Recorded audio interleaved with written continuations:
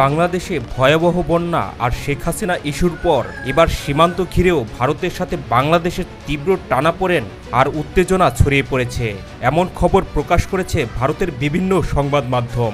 তারা বলছে গেল সপ্তাহের দুটি ঘটনায় এখন রীতিমতো মুখোমুখি অবস্থানে বাংলাদেশের সীমান্তরক্ষী বাহিনী বিজিবি এবং ভারতের সীমান্তরক্ষী বাহিনী বিএসএফ, যা ভারত ও বাংলাদেশের মাঝে চলমান রাজনৈতিক ও কূটনৈতিক টানাপোড়েনকে আরও কয়েকগুণ বাড়িয়ে দিয়েছে। ভারতের গণমাধ্যমের দাবি, গেল বুধবার লালমনিরহাটের পাটগ্রাম উপজেলার হারিপাড়া সীমান্তে ভারতের সীমান্তরক্ষী বাহিনী কাঁটাতারের বেড়া নির্মাণের সময় তাতে বাধা দেয় বাংলাদেশের বর্ডার গার্ড। ভারতের দাবি, গবাদি পশু আটকানোর জন্যই বেড়া দিচ্ছিল তারা।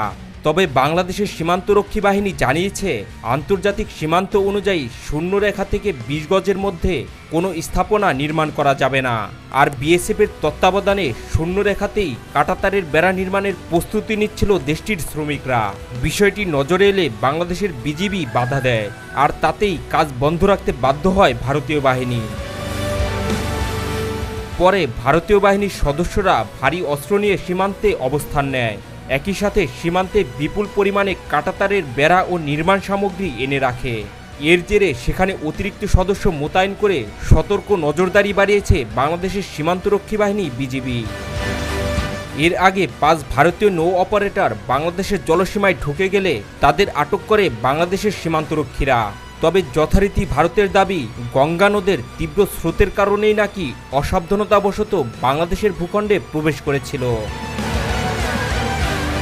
বাংলাদেশ ও ভারতের মধ্যে প্রায় ৪,১৫৬ কিলোমিটার দীর্ঘ আন্তর্জাতিক স্থল সীমান্ত রয়েছে, যে সীমান্তে ভারতীয় বাহিনীর গুলিতে মৃত্যু হয়েছে অনেক বাংলাদেশির, যার কোনো বিচারই পায়নি বাংলাদেশ। ২০১১ সালে কুড়িগ্রামের সীমান্তে কাঁটাতারের বেড়ায় ঝুলে থাকা কিশোরী ফেলানি লাশের ছবি আলোড়ন তুলেছিল দেশে বিদেশে।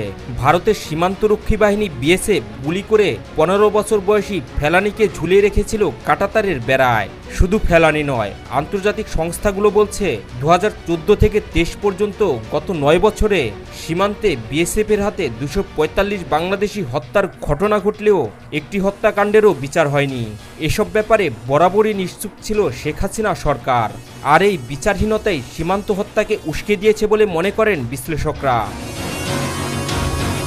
মূলত বাংলাদেশের সাবেক প্রধানমন্ত্রী শেখ হাসিনা বাংলাদেশ ছেড়ে ভারতে পালিয়ে যাবার পর থেকেই দুদেশের সম্পর্কের চরম অবনতি ঘটে।